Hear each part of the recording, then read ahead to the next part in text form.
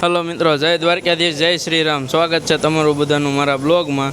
તો આપણે હીરા વિશે આજે ફોરપિન શરીરને લેસર વિશે કાંઈક જણાવીશું કે બે પાંદડે થાય છે કોઈ કે નહીં. જોકે કોઈ થતું જ નથી આમાં. તો આપણે આશીષભાઈથી શરૂ કરીશું. શું કેવું આશીષભાઈ તમારું?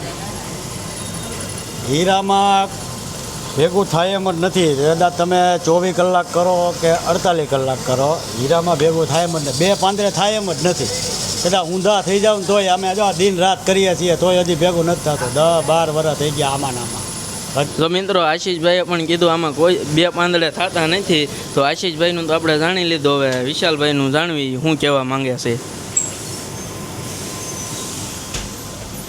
મિત્રો, આમાં છે ને આગ બંધ કરીને છે ને એક ફેર બોવડીના ઝાડામાં હાથ નાખી લેવાય, બાકી ફોરપી ન કરાય. તો જો મિત્રો, વિશાલભાઈએ પણ કીધું કે આપણે આંખ બંધ કરીને બોવડીને ઝાડામાં હાથ નાખી દેવાય, પણ એ કે ફોરપી ન કરાય કોઈ દે. તો એનું તો આપણે જાણી લીધું. તો હવે અશ્વિનભાઈ શું કહેવા માંગે છે એ આપણે જાણવી જરી.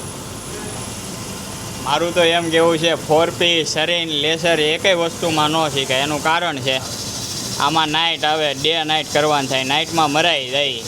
તમને 2-5 વર્ષ મજા આવે, પછી તમને એમ થાય આ ન કર્યું હોત તો સારું હતું. એની કરતાં કંઈક બીજું કરો તો તમારું ભવિષ્ય સારું રહે. બાકી આમાં જ કાંઈ નહીં થાય. હું 10 વર્ષ ત્યાં કરું છું, કાંઈ ભેગું જ નથી છું ને હજી કાંઈ ભેગું.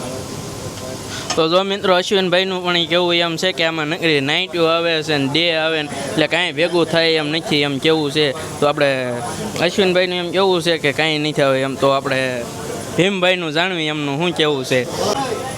હીરાના ધંધામાં આવવું હોય ને તો ફોરપીમ નહીં આવવાનું, લેસરમાં નહીં આવવાનું, શરીરમાં નહીં આવવાનું, નાઇટવાળા ધંધામાં નહીં આવવાનું. અથવા ગેલેક્સી છે ગમે એ, પણ આપણે દિવસ આવતો હોય ને રેગ્યુલર એમાં વહી જવાનું. ફેન્સી છે, ટ્રિપલ એક્સ છે, પછી ડિઝાઇનર છે, એમાં બધું અત્યારે બહુ સારું છે. એમ બહુ એટલે બહુ સારું છે. એમ આ ધંધા કરતાં બહુ સારું છે. એમ તો જો મિત્રો, તમને અમારો બ્લોગ ગમ્યો હોય તો લાઈક કરો, શેર કરો અને સબસ્ક્રાઈબ કરો. બેલ આઇકન દબાવી દેજો એટલે હું બ્લોગ મૂકું એટલે પહેલી નોટિફિકેશન તમારા ફોનમાં આવે.